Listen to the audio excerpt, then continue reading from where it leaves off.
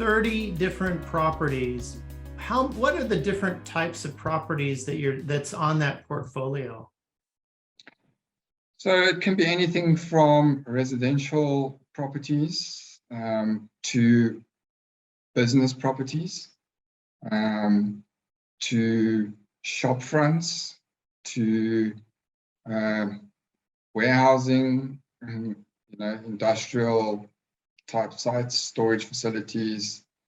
Yeah, quite an extensive mix.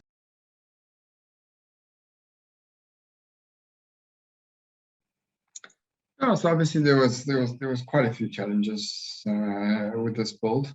The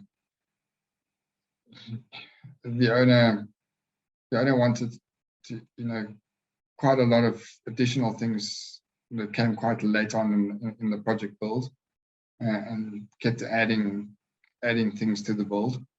So obviously managing those was quite challenging.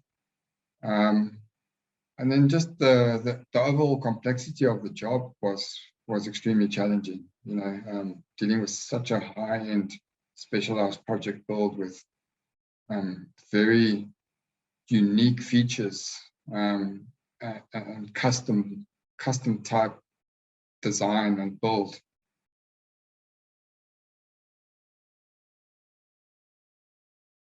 Yeah, so once we installed the water and connected the water up and did the testing phase there, we realized that we had a problem with water pressure and water quality. Yeah, so we had to come up with a plan there as to how to rectify that. There was a demand, quite a high water demand there, and we had to obviously look at other potential water sources in terms of borehole water. So yeah, we had to get external companies in to come and drill the site for boreholes and see if that was a viable solution for us. And then also the water supply from the council wasn't up to scratch. So we had to do an extensive backup water supply system with boosted water supply tanks and pressure tanks and stuff like that to be able to to fulfill the water supply needs of the school. Yeah, if you look at the different stages there, you get an idea of the build, and then the finishing.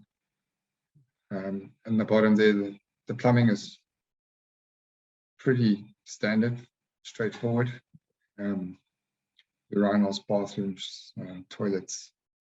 Then on the left-hand side there, water storage tanks. So yeah, it gives you a fairly good idea of the challenges that we faced there.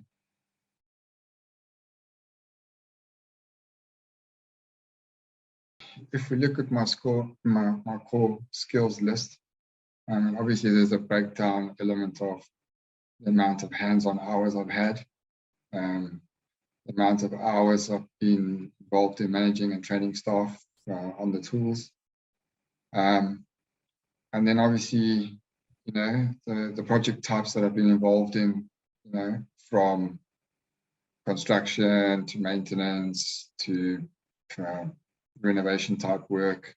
Basically a breakdown of hands down or hands-on type tasks and tools that one can perform.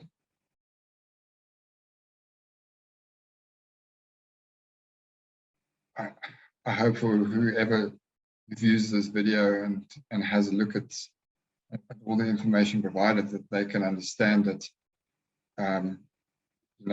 I've tried to progress through my career, and cover basically all aspects of this profession, to become basically a good all-rounder. I tried to cover everything, gain experience, and learn all aspects of the trade, which is what one needs to be a good all-rounder. And I think